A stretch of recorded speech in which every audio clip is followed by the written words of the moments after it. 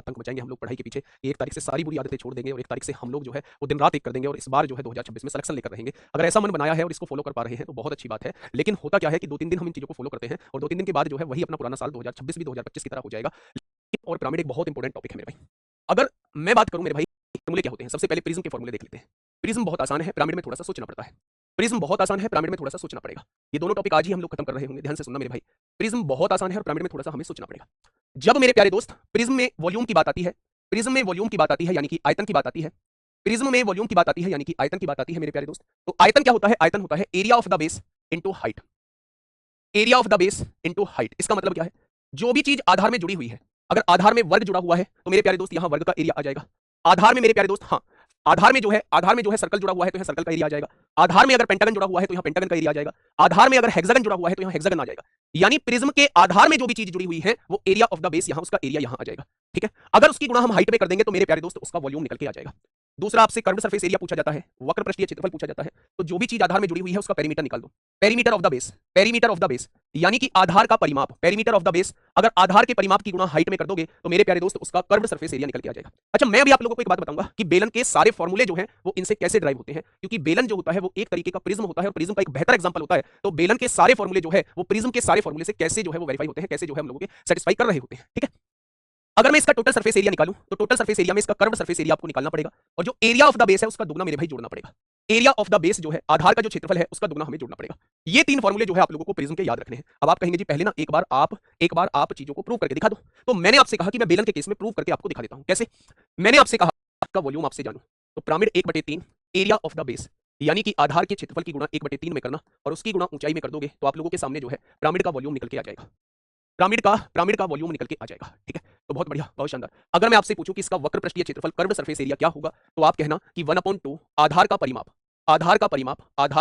ये लो हिंदी में, आधार का परिमाप गुणा तिर्यक ऊंचाई यानी कि स्लैंट हाइट, तिर्यक ऊंचाई यानी कि स्लैंट हाइट, तिर्यक ऊंचाई यानी कि स्लैंट हाइट। पिरामिड में एक चीज जो सबसे ज्यादा परेशान करती है वो स्लैंट हाइट और स्लैंट एज में आप लोगों को बहुत परेशानी होती है। मैं आप लोगों को समझाऊंगा कि कैसे हम लोग इजीली उसको समझेंगे। फिर मैं टोटल सरफेस एरिया की बात करता हूं, तो टोटल सरफेस एरिया में कर्व्ड सरफेस एरिया जोड़ते ही जोड़ते हैं, साथ में उसके साथ एरिया ऑफ द बेस भी जोड़ रहे होते हैं, आधार का क्षेत्रफल भी हम लोग जोड़ रहे होते हैं, कर्व्ड सरफेस एरिया को वक्र पृष्ठीय क्षेत्रफल कहा जाता है, टीएसए को संपूर्ण पृष्ठीय क्षेत्रफल कहा जाता है, टीएसए को। और अगर मैं बात करूं एरिया ऑफ द बेस आधार का क्षेत्रफल कहलाता है, जिसे हम लोग कहते हैं तिर्यक कोण, तिर्यक कोण। एक होता है स्लैंट हाइट जिसे हम लोग बोलते हैं तिर्यक ऊंचाई,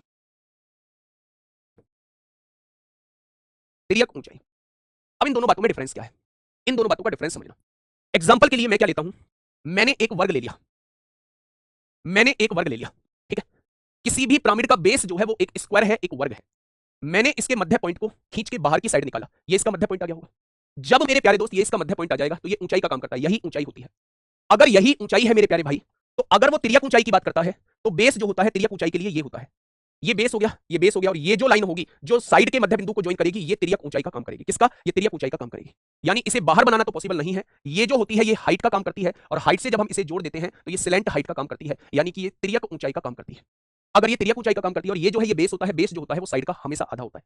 क्या ये बात समझ में आ गई? स्क्वायर के केस में। लेकिन अगर वो तिर्यक कोण बोल देता है आप लोगों से क्वेश्चन में, उसने कहा एक पिरामिड है जिसके बेस में एक स्क्वायर जुड़ा हुआ है, एक वर्ग जुड़ा हुआ है। अगर वर्ग जुड़ा हुआ है तो आपने इस पॉइंट को पकड़ के बाहर की ओर खींचा होगा, यानी इस तरीके से ये ऊंचाई आपके सामने आ गई होगी। ऊंचाई से ये जो होता है ये बेस का काम करता है। ये बेस का काम तब करेगा जब आपको तिर्यक कोण का जिक्र किया गया होगा। ये जो होती है भाई साहब, ये जो तिरछी ऊंचाई होती है इसी को तिर्यक कोण कहा जाता है। तिर्यक कोण के केस में ये तिरछी ऊंचाई तिर्यक कोण ये काम करेगी और तिर्यक ऊंचाई के केस में ये जो होगी ये मेरे भाई तिर्यक ऊंचाई का काम करेगी। यानी जब हम तिर्यक ऊंचाई लेंगे तो बेस इसको लेंगे, जब हम तिर्यक कोण लेंगे तो मेरे भाई बेस हम इसको लेंगे। क्या मेरी बात समझ में आई आप लोगों को? तो आप कह देंगे जी आपकी बात समझ में आ चुकी है। प्रिज्म की बात चल रही है, सभी चेहरे समरूप हैं, आधार हमेशा एक वर्ग होता है। इसने कह दिया आधार हमेशा एक वर्ग होगा। आधार तो रेक्टेंगल भी हो सकता है, आधार तो मेरे प्यारे दोस्त आपका ट्रायंगल भी हो सकता है, आधार तो पेंटागन भी हो सकता है, आधार तो हेक्सागन भी हो सकता है। ठीक है, दोनों आधार समांतर एवं समरूप होंगे, ये बात बिल्कुल सही है। ऑप्शन नंबर सी कि दोनों आधार जो है वो समांतर होंगे और समरूप होंगे, दोनों आधार जो है वो समांतर होंगे और समरूप होगा। तो आप कहेंगे जी बिल्कुल होगा। जिसकी भुजाएं 9, 12, 15 सेंटीमीटर है, ये आधार में जुड़ा हुआ है एक समकोण त्रिभुज। इसकी भुजा जो दे रखी है वो 9, 12 और 15 सेंटीमीटर आप लोगों को दी हुई है। ठीक है, बहुत बढ़िया, बहुत शानदार। यदि प्रिज्म का आयतन, प्रिज्म का ये प्रिज्म है, इसका आयतन जो है ये एक राइट एंगल ट्रायंगल है, इसके बेस में भी यही है, मतलब लोअर सरफेस भी यही है, अपर सरफेस भी यही है। प्रिज्म का जो आयतन दिया है वो 648 दिया है। प्रिज्म का आयतन क्या होता है? प्रिज्म के आयतन का फॉर्मूला होता है आधार का क्षेत्रफल गुणा ऊंचाई। अगर आधार में जो चीज जुड़ी हुई है उसके क्षेत्रफल की गुणा ऊंचाई में कर देंगे तो ये प्रिज्म का आयतन बन जाएगा। क्या बन जाएगा? ये प्रिज्म का आयतन बन जाएगा। अब आप एक चीज समझिए, आधार में जो चीज जुड़ी हुई है वो राइट एंगल ट्रायंगल है, इसका क्षेत्रफल कैसे निकालते हैं? 1/2 बेस इंटू हाइट, बेस है 12, हाइट है 9, यानी आधार में जो आपका ट्रायंगल जुड़ा हुआ है उसका क्षेत्रफल कितना आ जाएगा? 54 आ जाएगा। अगर आधार का क्षेत्रफल 54 है तो क्या आपको ऊंचाई पता है? नहीं। क्या आपको इसका आयतन पता है? बिल्कुल पता है, 648 दिया है और आपसे ऊंचाई ही पूछना चाह रहा है। क्वेश्चन खत्म हो चुका है। 54 इधर आएगा तो डिवाइड में आएगा, 54 एकम 54, 54 दूनी 108, यानी कि उस प्रिज्म की हाइट कितनी आ जाएगी? उस प्रिज्म की हाइट जो है वो 12 हो जाएगी। ठीक है, आप कहेंगे जी ये तो समझ में आ गया, क्या ऐसे ही क्वेश्चन बनेंगे? इसे करो। 6 8 10 है। आप जानते हैं कि जब भुजाएं 6 8 10 होती हैं तो वो एक राइट एंगल ट्रायंगल होता है क्योंकि ये ट्रिपलेट की भुजा है। आगे बात समझ में? आपसे पूछा है कर्व्ड सरफेस एरिया। क्या बताया था मैंने प्रिज्म का curved surface area? Perimeter of the base, यानी कि जो चीज आधार में जुड़ी हुई है उसका परिमाप, और इनटू हाइट, हाइट की गुणा अगर हम लोग कर देंगे तो मेरे प्यारे दोस्त कर्व्ड सरफेस एरिया आपके सामने आ जाएगा। अच्छा, आधार में क्या जुड़ा हुआ है? एक ऐसा ट्रायंगल जुड़ा हुआ है जिसकी तीनों साइड आप लोगों को दी हुई है। क्या इसका पेरीमीटर निकाल देंगे? 10 और 6 16, 16 और 8 24, तीनों भुजाओं का योग ही पेरीमीटर कहलाता है। हाइट कितनी दे रखी है? 12 दे रखी है। 12 चौक 48 को 8 हासिल 4, 12 दूनी 24 और 4 28 हो जाएगा। यानी कि मेरे प्यारे दोस्त अगर मैं बात करूं कि इसका कर्व यानी कि एक राइट एंगल ट्रायंगल आप लोगों को दिया हुआ है, इसकी ऊंचाई 20 इकाई है तो इसका कुल पृष्ठीय क्षेत्रफल बताइए। कुल पृष्ठीय क्षेत्रफल में पहले कर्व सरफेस एरिया निकालना होता था। कर्व सरफेस एरिया में मेरे प्यारे दोस्त क्या निकालना होता था? आधार का परिमाप, यानी आधार में ये क्या जुड़ा हुआ है? राइट एंगल ट्रायंगल जुड़ा हुआ है, इसका परिमाप निकालिए। 17 और 15 32, 32 और 8 40 हो जाएगा। परिमाप ये हो चुका है। ऊंचाई कितनी दी हुई है? ऊंचाई 20 दी हुई है, यानी कि अगर मैं इसका कर्व सरफेस एरिया निकालूं या लेटरल सरफेस एरिया निकालूं तो 800 हो जाएगा। लेकिन मुझे निकालना है टोटल सरफेस एरिया। तो टोटल सरफेस एरिया का फॉर्मूला होता है curve surface area plus 2 times area of the base, यानी जो चीज आधार में जुड़ी हुई है उसके क्षेत्रफल के दुगने को अगर हम कर्व सरफेस एरिया में जोड़ देंगे तो मेरे प्यारे दोस्त हमारे सामने टोटल सरफेस एरिया आ जाएगा। अच्छा, मुझे ये बताइए कि कर्व सरफेस एरिया क्या दिया हुआ है? हम लोगों का 800 दिया हुआ है। अच्छा, ये बताइएगा कि अगर आधार में एक समकोण त्रिभुज दिया हुआ है, अब आप कहेंगे जी समकोण त्रिभुज कैसे पता लगा? 8 15 17 ट्रिपलेट है तो उसका एरिया कैसे निकालते हैं? 1/2 बेस इंटू हाइट। अब आप मुझे कैसे पता चले कि इसमें कौन सा बेस है कौन सी हाइट है? तो सबसे बड़ी भुजा को छोड़ दो, एक बेस होगा और एक हाइट होगी मेरे भाई। तो आपने कहा 2 चौक 8 हो जाएंगे, 800 प्लस 15 चौका 60 दूनी 120 हो जाएगा, और 800 और 120 यानी कि टोटल सरफेस एरिया कितना आएगा? तो आप कहेंगे 920 वर्ग इकाई आएगा। टोटल सरफेस एरिया कितना आ जाएगा? टोटल आधार में एक वर्ग दे दिया है कि भाई आधार जो है एक वर्ग है। अच्छा, नीचे वर्ग है तो ऊपर भी वर्ग रहा होगा, तो आप कहेंगे जी बिल्कुल रहा होगा। उसने कहा है कि इसकी भुजा जो है वो 15 सेंटीमीटर दी हुई है, ऊंचाई 8 सेंटीमीटर दी है, तो इसका संपूर्ण पृष्ठीय क्षेत्रफल क्या होगा? टीएसए वो आपसे पूछना चाह रहा है, तो टीएसए का फॉर्मूला होता है CSA plus 2 times area of the base, यानी आधार का क्षेत्रफल का दुगना हमें जोड़ना होता है। अच्छा, कर्व सरफेस एरिया कैसे निकलता है? Perimeter of the base into height. Perimeter कैसे निकलेगा? वर्ग का परिमाप कैसे निकलेगा? चारों भुजाओं को जोड़ दो, 15 चौका 60 हो जाएगा, और परिमाप की गुणा ऊंचाई में कर देंगे जो कि 8 आप लोगों को दी हुई है, तो ये आपके सामने कर्व सरफेस एरिया आपके सामने निकल के आ जाएगा। अभी आप लोगों को इसमें आधार के क्षेत्रफल का दुगना और जोड़ना है। अगर किसी भी वर्ग की भुजा 15 है तो इसका क्षेत्रफल कितना हो जाएगा? भुजा का स्क्वायर यानी कि 225 इसका क्षेत्रफल हो जाएगा। अगर मैं आपसे ये कहूं कि मेरे प्यारे दोस्त एरिया ऑफ द बेस 225 दिया हुआ है तो 225 दूनी 450 और 8 6 48, 480 में 450 जोड़ेंगे तो मेरे प्यारे दोस्त आंसर क्या हो जाएगा? 930 इस क्वेश्चन का जवाब हो जाएगा। क्या हो जाएगा? तो आप कहेंगे 930 इस क्वेश्चन का साथी बिल्कुल सही जवाब हो जाएगा। गुरुजी सूत्र कहां लगेंगे? लो आधार एक वर्गाकार है, यदि प्रिज्म का आयतन 1152 सेंटीमीटर क्यूब है तथा ऊंचाई 18 सेंटीमीटर है तो वर्गाकार आधार की एक भुजा कितनी होगी? अच्छा, मुझे ये बताइए क्या दिया हुआ है? आयतन दिया हुआ है 1152। अच्छा, आयतन का फॉर्मूला होता क्या है कि जो भी चीज आप लोगों की आधार में जुड़ी हुई है उसका एरिया निकाल दो। अगर एरिया की गुणा हाइट में कर दोगे तो आपके सामने वॉल्यूम आ जाएगा। यही तो मैं आपको भी फॉर्मूले बता के आया हूं, तो आप कहेंगे बिल्कुल यही बता के आया। एरिया हम लोगों को पता नहीं है, हाइट कितना दिया हुआ है? 18 दिया हुआ है, और वॉल्यूम कितना है? 1152 आप लोगों को दिया हुआ है। आप यहां देखिए 18 चिक्का 108 हो जाएंगे, 18 चौक 72 हो जाएंगे। एरिया जो है वो 64 दे रखा है। अच्छा, नीचे क्या दे रखी है? प्रिज्म का समकोण प्रिज्म का आधार वर्गाकार है, आधार में वर्ग जुड़ा हुआ है, यानी वर्ग का क्षेत्रफल कितना है? 64 है। अगर वर्ग का क्षेत्रफल 64 है तो वर्ग की भुजा कितनी हो जाएगी? 8, क्योंकि भुजा का स्क्वायर ही क्षेत्रफल होता है। अगर वर्ग का बाहु त्रिभुज है, यानी कि मेरे प्यारे दोस्त यहाँ एक इक्विलेटरल ट्रायंगल जो है उसके आधार में जुड़ा हुआ है, जिसकी प्रत्येक भुजा 4 सेंटीमीटर है। इक्विलेटरल ट्रायंगल की भुजा जो है वो 4 सेंटीमीटर आप लोगों को दी है, ए की वैल्यू 4 दी गई है। यदि कर्व्ड सरफेस एरिया 120 है, कर्व्ड सरफेस एरिया 120 है। अच्छा, कर्व्ड सरफेस एरिया होता क्या है? आधार का परिमाप गुणा ऊंचाई। आधार की भुजा 4 है तो इसका परिमाप तीनों भुजाओं का योग परिमाप हो जाएगा, और उसकी गुणा ऊंचाई में कर देंगे तो क्या मेरे भाई कर्व्ड सरफेस एरिया आ जाएगा, यानी उस प्रिज्म की ऊंचाई 10 आ चुकी है। अब वो आपसे पूछना चाह रहा है प्रिज्म का वॉल्यूम कितना होगा? आधार का क्षेत्रफल, आधार में जुड़ा हुआ है समबाहु त्रिभुज, उसका क्षेत्रफल होता है ये। अगर उसके क्षेत्रफल में ऊंचाई की गुणा कर देंगे तो हमारे सामने आधार का आयतन निकल के आ जाएगा। यानी कि मेरे प्यारे भाई, अगर मैं आपसे कहूं कि आधार की भुजा कितनी थी? समबाहु त्रिभुज की भुजा 4 थी, उसका स्क्वायर 16, ऊंचाई कितनी है? 10 आई है, यानी आंसर कितना हो जाएगा? 40√3 हो जाएगा। 10 चौक 40√3 हो जाएगा। कितना? 10 चौक 40 का अनुपात, प्रिज्म के आधारों का अनुपात 8 15 17, यानी राइट एंगल ट्रायंगल है। राइट एंगल ट्रायंगल है कि राइट एंगल ट्रायंगल की भुजा है, एक भुजा 8 है, एक भुजा 15 है और एक भुजा 17 है। यदि प्रिज्म की ऊंचाई 21 सेंटीमीटर है तो पार्श्व तलों के क्षेत्रफल का योग 840 सेंटीमीटर स्क्वायर है, तो घन सेंटीमीटर में प्रिज्म का आयतन कितना होगा? अच्छा, मुझे ये बताइएगा, अगर मैं आपसे कहूं कि मेरे प्यारे दोस्त ये वाली भुजाई 8 मान ली, ये वाली 15 है और ये वाली 17 है। अगर मैं आपसे कहूं कि उसने कहा है पार्श्व तलों के क्षेत्रफल का योग, यानी लेटरल सरफेस एरिया दिया हुआ है 840। क्या होता है lateral surface area? Curve surface area. Perimeter of the base, जो चीज पेरीमीटर बेस में जुड़ी हुई है उसका परिमाप लीजिए। 17 और 18 25 और 25 और 15 40 है। परिमाप जो है वो 40 से आ चुका है। अगर मैं इसमें ऊंचाई की गुणा कर दूं तो क्या मेरा कर्व सरफेस एरिया आ जाएगा? यानी ए की वैल्यू जो है वो 1 आ चुकी। अगर ए की वैल्यू 1 आ चुकी है तो ये भुजा 8 हो जाएगी, ये भुजा 15 हो जाएगी और ये भुजा 17 हो जाएगी। हो जाएगी क्या? अब उसने कहा घन सेंटीमीटर में प्रिज्म का आयतन। आयतन क्या होता है? एरिया ऑफ द बेस, यानी कि 1/2 बेस इंटू हाइट। ये एरिया ऑफ द बेस हो गया, और इसकी गुणा हाइट में कर दोगे तो आपके सामने वॉल्यूम निकल के आ जाएगा। ठीक है, तो मेरे प्यारे दोस्त 2 चौक 8 होगा, 15 चौका 60, 21 छिक्का 126 होगा, 1260 इस क्वेश्चन का जवाब हो जाएगा।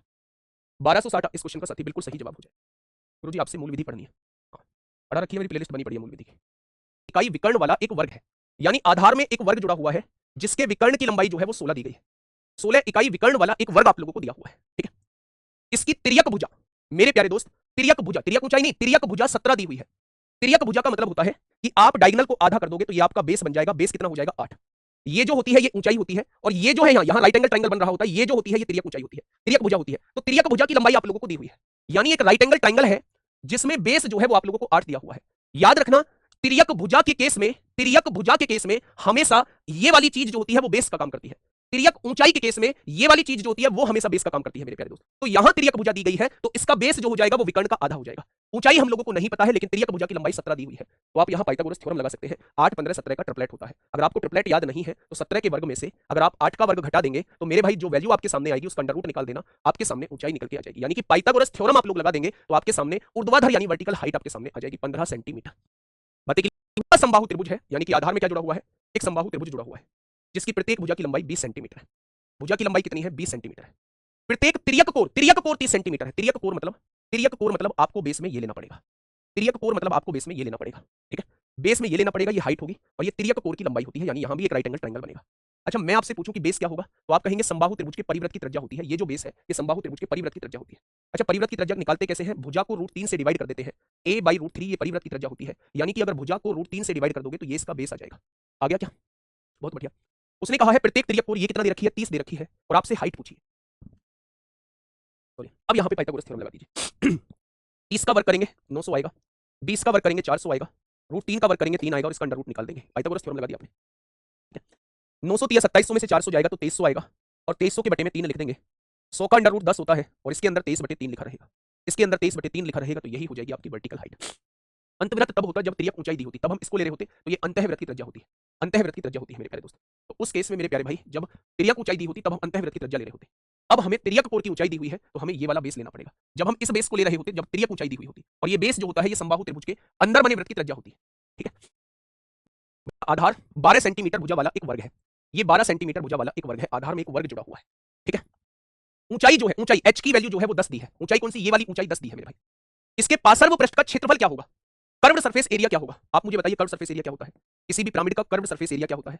कर्व्ड सरफेस एरिया बताइए मुझे, किसी भी पिरामिड का कर्व्ड सरफेस एरिया क्या होता है? ये स्लैंट हाइट ले रहे होते हैं। क्या आप यही फॉर्मूले को पढ़ के आए हैं? 1/2 perimeter of the base into slant height. अच्छा, आप मुझे ये बताइएगा, आधार में जो जुड़ा है वो वर्ग जुड़ा है और उसकी भुजा जो है वो 12 सेंटीमीटर है, तो इसका परिमाप कितना हो जाएगा? 48। अब आप मुझे बताइए स्लैंट हाइट, स्लैंट एज की बात नहीं कर रहा हूं, स्लैंट हाइट की बात कर रहा हूं। और अगर स्लैंट हाइट लेते हैं तो मेरे भाई बेस ये होता है, अगर ये पूरी 12 है तो बेस 6 हो जाएगा। हाइट कितनी है? 10 है मेरे भाई। बेस 6 दिया हुआ है, हाइट 10 दी हुई है। आप लोगों को तिर्यक ऊंचाई निकालनी है, आप लोगों को तिर्यक ऊंचाई निकालनी है, यानी ये वाली लंबाई निकालनी है। तो मेरे प्यारे दोस्त 10 का स्क्वायर 100, 6 का स्क्वायर 36, दोनों को जोड़ोगे तो ये हो जाएगा 136। और 136 को हम लोग क्या लिख सकते हैं? 4 गुणा 4 तिया 12 और 4 चौक 16 लिख सकते हैं 136 को। तो मेरे भाई 4 का वर्गमूल ये आ जाएगा 2√34, ये 2√34 आ जाएगा, यानी स्लैंट हाइट जो है वो 2√34 आ चुकी है। मेरे भाई 2 से 2 कट गया तो आंसर क्या आ जाएगा? 48√34 आ जाएगा। आंसर क्या आ जाएगा? एक समद्विबाहु त्रिभुज जुड़ा हुआ है, बराबर भुजाएं 25 है और आधार जो है वो 30 दिया हुआ है, ठीक है। पिरामिड की तिर्यक ऊंचाई जो है वो 40 सेंटीमीटर आप लोगों को दी हुई है, हाइट दी हुई है, तिर्यक ऊंचाई दी हुई है। पिरामिड का टोटल सरफेस एरिया बताना है, क्या होता है? क्या कोई मुझे बताएगा? कर्व सरफेस एरिया में आधार का क्षेत्रफल अगर आप जोड़ दोगे, देखिए जहां मैंने फॉर्मूले लिखवाए यही लिखवाया। अगर मैं आपसे कहूं कि कर्व सरफेस एरिया क्या होता है तो आप कहेंगे 1/2 perimeter of the base, perimeter into slant height, into slant height, ये कर्व सरफेस एरिया होता है। और इसमें हमें क्या जोड़ना पड़ेगा? एरिया ऑफ द बेस जोड़ना पड़ेगा। जो भी चीज आधार में जुड़ी हुई है उसका क्षेत्रफल हमें निकालना पड़ेगा, ठीक है बेटा। 5√5 का स्क्वायर करो 100 आएगा, 125 आएगा, ठीक है। अब आप समझिए 1/2 आधार का परिमाप 25 25 50 और 30 80 हो जाएगा। स्लैंट हाइट तिर्यक ऊंचाई डायरेक्ट 40 दी है। अब हमें आधार का क्षेत्रफल भी निकालना है। कैसे निकालना बताया था मैंने आपको? समद्विबाहु त्रिभुज में आधार, समद्विबाहु त्रिभुज का क्षेत्रफल मैंने बताया था, एक परपेंडिकुलर डाल देना, ये सामने वाली भुजा को आधे आधे में बांटेगा। आप जानते हैं ये 15 है, ये 25 है, तो ये 20 होगा। 15 20 25 का ट्रिपलेट होता है। अगर आपके सामने ऊंचाई 20 आ चुकी है तो इसका क्षेत्रफल 1/2 इंटू आधार, आधार कितना है? 30 है, इंटू ऊंचाई कितनी है? 20 दी हुई है। ऐसे ही तो निकालते थे। तो आपने कहा जी इसका क्षेत्रफल जो आएगा वो 300 आ जाएगा। अगर मैं इस ट्राइंगल के एरिया 300 को इसमें जोड़ दूं तो मेरे भाई ये टीएस से निकल के आ जाएगा। आंसर आएगा 1600 और 300 1900 इस क्वेश्चन का जवाब आ जाएगा। 1900 इस क्वेश्चन का सही जवाब हो जाएगा। 1900 इस क्वेश्चन का साथी बिल्कुल सही जवाब हो जाएगा। बस फॉर्मूले में वैल्यू पुट करनी है, इससे ज्यादा कुछ पूछ रहा है। इतना भी, हाँ इतना भी आसान कोई पूछेगा? आयतन का फॉर्मूला 1/3, आधार का क्षेत्रफल 60 है, गुणा ऊंचाई कितनी है? 9 दी गई है, यानी आंसर कितना हो जाएगा? 180 हो जाएगा। आंसर कितना हो जाएगा? 180 हो जाएगा। बच्चे ध्यान से सुनना, पिरामिड का आधार जो है वो एक आयत दिया हुआ है। पिरामिड का आधार जो है वो एक आयत दिया हुआ है, पिरामिड का आधार जो है वो एक आयत दिया हुआ है, जिसकी लंबाई और चौड़ाई क्रम से 16 और 12 सेंटीमीटर है। ये 16 सेंटीमीटर है, ये 12 सेंटीमीटर है। यदि दाएं आयताकार पिरामिड के शीर्ष से गुजरने वाले सभी पार्श्व किनारे, पार्श्व किनारे मतलब मेरे भाई लेटरल एज, एज दिया हुआ है, एज का मैटर है बेटा, एज का, एज की लंबाई कितनी दी हुई है? 26 सेंटीमीटर आप लोगों को दी हुई है। तो पिरामिड का आयतन आपसे पूछा है कि पिरामिड का आयतन कितना हो जाएगा, वो आपसे ये पूछना चाह रहा है। पिरामिड का आयतन वो आपसे पूछना चाह रहा है, तो क्या आप लोग मुझे बता पाएंगे कि पिरामिड का आयतन कितना हो जाएगा? फटाफट मुझे थोड़ा सा सोच के मुझे बताइए, थोड़ा सा सोच के मुझे बताइए मेरे प्यारे दोस्त, पिरामिड का आयतन कितना हो जाएगा? आप इस लंबाई को मुझे बताइए, लंबाई क्या दी हुई है? ये जो लंबाई है ये आप लोगों की क्या दी हुई है? देखिए, क्या मुझे आप डायगोनल की लंबाई बता सकते हैं? ये 12 है तो ये भी 16 हो जाएगी क्योंकि आयत है। क्या मुझे आप डायगोनल की लंबाई बता सकते हैं? डायगोनल की तो आप मुझसे कहेंगे जी 12 16 4 या 12 4 16 4 5 20, ये हो जाएगी 20। कैसे निकालते हैं? जब आप डायगोनल की लेंथ निकालेंगे तो एल स्क्वायर 144 आ जाएगा, प्लस बी स्क्वायर 256 आ जाएगा, 256 और 44 300 400 का वर्गमूल 20 आ जाएगा। क्या ये 20 आ चुकी है? क्योंकि यहां आप देखोगे कि पार्श्व किनारों की लंबाई, किनारे मतलब एज आ रहा है, और अगर एज आ जाता है ना मेरे भाई, एज आ जाता है तो बेस किसको लेते हैं? बेस हम इसको लेते हैं। अगर एज आ जाता है तो बेस किसको लेते हैं? बेस हम इसको लेते हैं। अगर मैं आपसे ये कहूं कि ये पूरा 20 है तो बेस कितना आ जाएगा? 10 आ जाएगा। और उसने कहा है आप लोगों से ये कहा है कि सिलेंट एज की जो हाइट दी है वो 26 सेंटीमीटर दी है, यानी कि उसने ये सिलेंट एज ये होता है, लिटरल एज इसी को बोला जाता है, ये सिलेंट एज की लंबाई 26 दी है, यानी कि हाइपोटेनस जो है वो 26 दिया है। क्या आप लोग नहीं जानते कि 24 26 का स्क्वायर 676 में से 100 जाएगा, 576 का अंडर रूट क्या है 24 आ जाएगा, यानी कि इसकी ऊंचाई जो आ चुकी है पिरामिड की वो 24 आ चुकी है। सो गया क्वेश्चन। पिरामिड का आयतन पूछा है 1/3, आधार का क्षेत्रफल, आधार में एक आयत है, उसका क्षेत्रफल लंबाई गुना चौड़ाई 12 72 को 2 हासिल 7 12 कम 12 7 19, और इसकी गुणाई ऊंचाई में कर देंगे, ऊंचाई 24 निकल के आ गई। तो 3 अट्ठे कितना हो जाएगा? 24, 8 दूनी 16 कुछ है, हासिल 1, यूनिट डिजिट ए आ जाएगा, यूनिट डिजिट 6 आएगा तो ऑप्शन नंबर ए आ जाएगा। ठीक है, सोचने वाला क्वेश्चन था मेरे भाई, मेरी बात समझ में आई? तो आप कहेंगे